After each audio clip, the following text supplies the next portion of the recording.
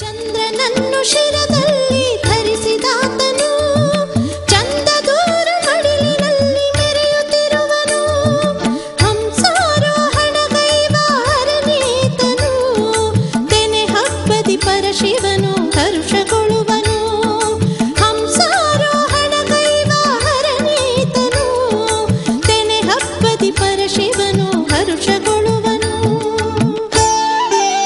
ಪ್ರಿಯ ವೀಕ್ಷಕರೇ, ನಾವು ಸುರಗಿರಿಯ ಶ್ರೀ ಮಹಾಲಿಂಗೇಶ್ವರ ದೇವರ ಸನ್ನಿಧಿಯ ಎದುರುಗಡೆ ನಾವು ನಿಂತಿದ್ದೇವೆ. ನಮ್ಮ ಈ ಕಾರ್ಯಕ್ರಮಕ್ಕೆ ಮಾರ್ಗದರ್ಶನ ಮತ್ತು ಮಾಹಿತಿಯನ್ನು ಕೊಟ್ಟವರು ಇಲ್ಲಿನ ಪ್ರಧಾನ ಅರ್ಚಕದ್ವಯರಲ್ಲಿ ಈಗ ನಮ್ಮ ಜೊತೆಗಿರುವಂತಹ ಶ್ರೀ ವಿಶ್ವೇಶ ಭಟ್ ಅವರು. ನಮ್ಮೆಲ್ಲ ವೀಕ್ಷಕ ಬಾಂಧವರ ಪರವಾಗಿ ಅವರಿಗೆ ಸಾಷ್ಟಾಂಗ ಪ್ರಣಾಮಗಳನ್ನು ಅರ್ಪಿಸ್ತಾ, ಈ ಕ್ಷೇತ್ರದಲ್ಲಿ ಪ್ರತಿದಿನ ಯಾವ ರೀತಿಯಾದಂಥ ಪೂಜೆಗಳು ನಡೀತವೆ, ಆಮೇಲೆ ವರ್ಷದಲ್ಲಿ ಇಲ್ಲಿ ವಿಶೇಷವಾದಂಥ ಸಂದರ್ಭ, ಆಮೇಲೆ ಭಕ್ತರು ಈ ಮಹಾಲಿಂಗೇಶ್ವರನಿಗೆ ಬಹಳ ವಿಶೇಷವಾಗಿ ಅರ್ಪಿಸುವಂತಹ ಹರಕೆಗಳು ಯಾವುದಲ್ಲ. ಇಲ್ಲಿ ಬೆಳಗಿನ ಜಾವ ಸಾಮಾನ್ಯ ಒಂದು ಸುಮಾರು ಒಂದು 6:30 ಹೊತ್ತಿಗೆ ಪೂಜೆಗಳೆಲ್ಲ ಶುರುವಾಗ್ತವೆ.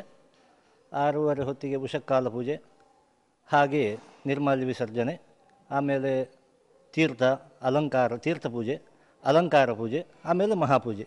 ಹೀಗೆ ಬೆಳಗಿನ ಹೊತ್ತಿಗೆ ಇಷ್ಟೆಲ್ಲ ಪೂಜೆಗಳು ದೇವರ ಸನ್ನಿಧಿಯಲ್ಲಿ ನಡೀತಾವೆ.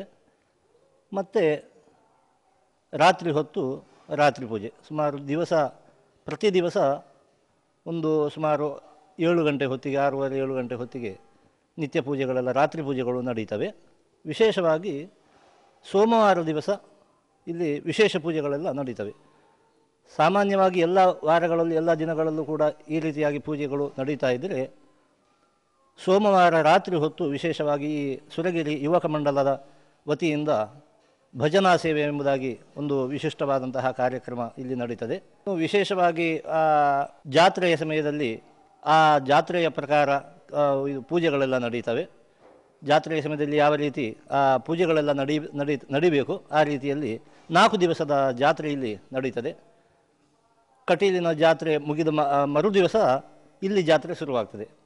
ಒಂದು ವಿಶಿಷ್ಟವಾದಂತಹ ದೇವರ ಲೀಲೆ ಏನು ಹೇಳಿದರೆ, ದೇವರಿಗೆ ಅಭಿಷೇಕ ಮಾಡಿದಂತಹ ತೀರ್ಥವನ್ನು ಅಥವಾ ಗಂಧವನ್ನು ಪ್ರಾಶನ ಮಾಡಿತು ಅಂತಾದರೆ ಎಲ್ಲ ರೋಗಗಳೆಲ್ಲ ನಿವಾರಣೆ ಆಗ್ತಾ ಇದೆ.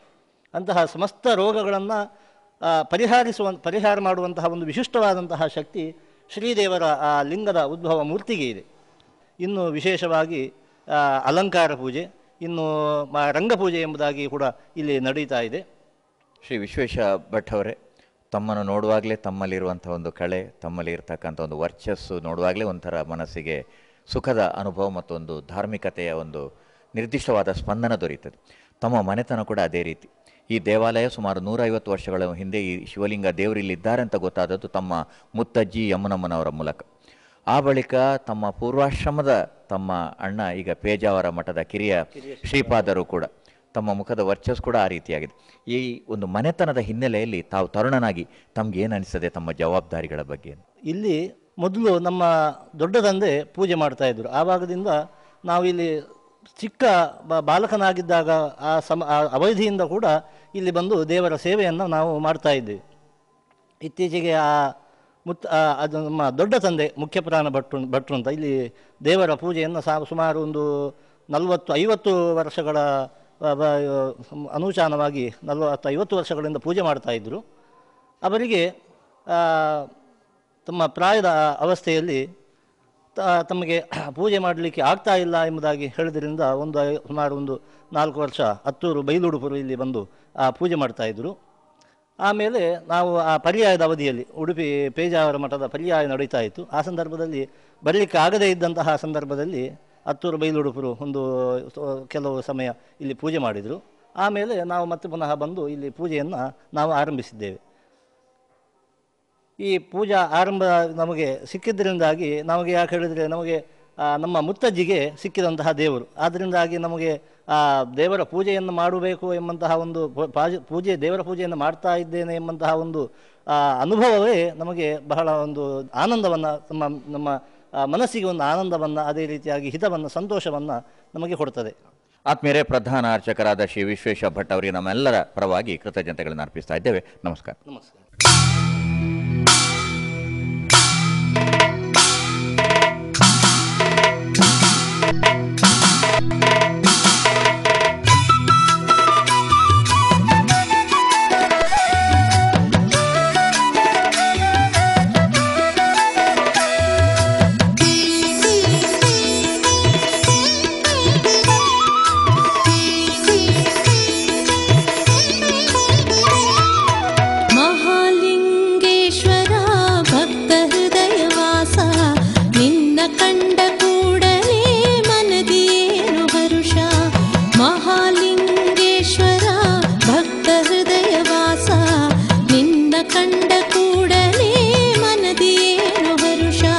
ಪ್ರಿಯ ವೀಕ್ಷಕರೇ, ನಾವು ಈ ದಿನ ಸುರಗಿರಿಯ ಶ್ರೀ ಮಹಾಲಿಂಗೇಶ್ವರನ ಸನ್ನಿಧಿಯಿಂದ ಈ ವಿಶೇಷ ಕಾರ್ಯಕ್ರಮವನ್ನು ಅರ್ಪಣೆ ಮಾಡಿದ್ದೇವೆ. ಆಡಳಿತ ಮಂಡಳಿ, ಅರ್ಚಕ ವರ್ಗದವರು, ಜೊತೆಗೆ ನಮ್ಮ ಟಿವಿ ಬಳಗದ ಎಡಿಟಿಂಗ್ ವಿಭಾಗದ ಗುರು ಮತ್ತು ಕೈಕಂಬ ಪ್ರದೇಶದ ಕೇಬಲ್ ಟಿವಿ ಆಪರೇಟರ್ ಆದ ಪ್ರಕಾಶ್ ಶೆಟ್ಟಿ ಮುಂತಾದ ಗೆಳೆಯರು ಈ ಕಾರ್ಯಕ್ರಮಕ್ಕೆ ಸಹಕಾರವನ್ನು ಕೊಟ್ಟಿದ್ದಾರೆ. ಈ ಕ್ಷೇತ್ರದಲ್ಲಿ ನಾವು ದೇವರ ಎದುರುಗಡೆ ನಿಂತಾಗ ಆ ಒಂದು ಅದ್ಭುತವಾದಂಥ ಕಂಪನ ನಮ್ಮ ಶರೀರವನ್ನು ಇಲ್ಲಿ ಅದು ವ್ಯಾಪಿಸ್ತದೆ. ಆಂಗ್ಲ ಭಾಷೆಯಲ್ಲಿ ವೈಬ್ರೇಷನ್ ಅಂತ ನಾವು ಕರೀತೇವೆ. ದೇವರ ಸನ್ನಿಧಿಗೆ ಬಂದಾಗ ನಾನು ಎಂಬುದು ಮರೆತು ಆ ದೇವರ ಎದುರು ನಮ್ಮ ಮನಸ್ಸು ಏಕಾಗ್ರತೆಯಿಂದ ತಲ್ಲೀನವಾದರೆ ಅದೇ ನಮ್ಮ ನಿಜ ಅರ್ಥದ ಕಂಪನ, ಆಂಗ್ಲ ಭಾಷೆಯ ವೈಬ್ರೇಷನ್. ಒಂದು ಸಾನ್ನಿಧ್ಯದಲ್ಲಿ ಕಳೆ ತುಂಬಿದಾಗ ನಾವೆಲ್ಲರೂ ಆ ಒಂದು ಕಂಪನಕ್ಕೆ ಒಳಗಾಗ್ತೇವೆ. ಸುರಗಿರಿಯ ಸನ್ನಿಧಿಗೆ ನಾವು ಬಂದಾಗಲೇ ಹೊರಗಡೆ ನಿಸರ್ಗದ ಅನುಸಂಧಾನ, ಒಳಗಡೆಗೆ ಇಲ್ಲಿ ಪಾರ್ವತಿ ಶಕ್ತಿ ಸ್ವರೂಪದಲ್ಲಿ, ಅಂದರೆ ಛಾಯಾ ಸ್ವರೂಪದಲ್ಲಿ ಪಾರ್ವತಿಯೂ ಕೂಡ ಇಲ್ಲಿ ನೆಲೆಯಾಗಿರುವುದು ಈ ಸಾನ್ನಿಧ್ಯಕ್ಕೆ ಮತ್ತಷ್ಟು ವಿಶೇಷವಾದಂಥ ಅರ್ಥವನ್ನು ಕೊಟ್ಟಿದೆ. ಹಾಗಾಗಿ ಜಗದತ್ ಪಿತರಂ ಒಂದೇ ಪಾರ್ವತಿ ಪರಮೇಶ್ವರ ಅಂತ ನಾವು ಕೇಳಿದ್ದೇವೆ. ಪಾರ್ವತಿ ಪರಮೇಶ್ವರರು ನಮಗೆ ಜಗತ್ತಿಗೆ ಅವರು ತಂದೆ ತಾಯಿಗೆ ಸಮಾನರಾಗಿದ್ದಾರೆ. ಅಂತಹ ದೇವರಿಗೆ ನಾನು ವಂದಿಸ್ತೇನೆ ಎಂಬ ಮಾತನ್ನು ನಾವು ಕೇಳಿಕೊಂಡು ಬಂದಿದ್ದೇವೆ. ಅಂಥ ಅಪೂರ್ವ ಸನ್ನಿಧಿ ಇದು. ತಾವು ಇಲ್ಲಿಗೆ ಬರಬೇಕು ಅನ್ನುವುದು ಇಲ್ಲಿ ಆಡಳಿತ ಮಂಡಳಿ ಮತ್ತು ಅರ್ಚಕ ವರ್ಗದವರು ಮತ್ತು ಇಲ್ಲಿನ ವಿವಿಧ ಸೇವಾ ಸಂಸ್ಥೆಗಳ ವಿನಂತಿ ಕೂಡ ಆಗಿದೆ. ಇಲ್ಲಿ ಬಂದಾಗ ಮನಸ್ಸನ್ನು ಹಗೂರ ಮಾಡಿಕೊಳ್ಳಬೇಕು. ಏನು ಒತ್ತಡ ಇದ್ದರೂ ಹೊರಗಡೆ ನಿಸರ್ಗವನ್ನು ನೋಡಿದಾಗ, ವೈಭವವನ್ನು ನೋಡಿದಾಗ ನಿವಾರಣೆ, ಒಳಗಡೆ ಬಂದಾಗ ಹೊಸ ಶಕ್ತಿಯ ಸಂಚಯನ, ಅದು ಈ ಕ್ಷೇತ್ರದ ವೈಶಿಷ್ಟ್ಯ. ನಿಜ ಅರ್ಥದ ಸುರಗಿರಿ, ದೇವತೆಗಳು ನೆಲೆಸಿರುವ ಬೆಟ್ಟ. ದೇವತೆಗಳು ಆ ಕಾಲದಲ್ಲಿ ಇಲ್ಲಿಗೆ ಬಂದು ಆ ಶಿವಲಿಂಗೆ ಅರ್ಚನೆಯನ್ನು ಮಾಡಿ ಅವರು ತೆರಳ್ತಾ ಇದ್ದರಂತೆ. ಹಾಗಾಗಿ ದೇವಂದ ಬೆಟ್ಟು ಅಂತ ಇತ್ತು.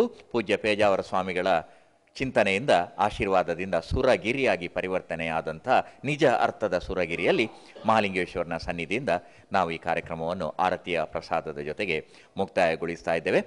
ಪಾರ್ವತಿ ಪರಮೇಶ್ವರ ಜೊತೆಯಾಗಿ ನಿಂದಿಹನು ಇಲ್ಲಿ, ನಮ್ಮ ಕಿನ್ನಿಗೋಳಿ ಪಕ್ಷಿಕೆರೆಯ ನಡುವಣ ಸುರಗಿರಿಯಲ್ಲಿ.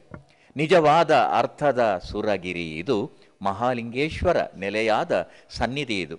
ಸುಖ, ಶಾಂತಿ, ನೆಮ್ಮದಿಯನ್ನು ಸದಾ ನಮಗೆ ಕರುಣಿಸಲಿ. ಇಲ್ಲಿ ನೆಲೆಯಾಗಿ ನಿಂತ ಆ ಮಹಾಲಿಂಗೇಶ್ವರ ನಮ್ಮೆಲ್ಲರನ್ನೂ ಅನುಗ್ರಹಿಸಲಿ. ನಮಸ್ಕಾರ.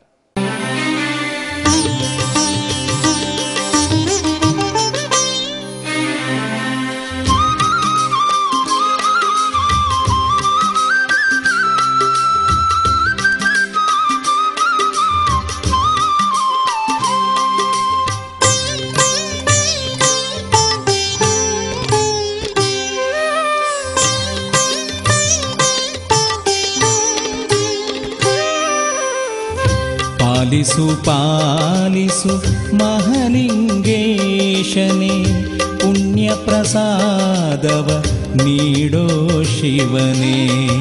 ಪಾಲಿಸು ಪಾಲಿಸು ಮಹಾಲಿಂಗೇಶನೇ, ಪುಣ್ಯ ಪ್ರಸಾದವ ನೀಡೋ ಶಿವನೇ. ಮಹಾಲಿಂಗೇಶನೇ ಶಿವನೇ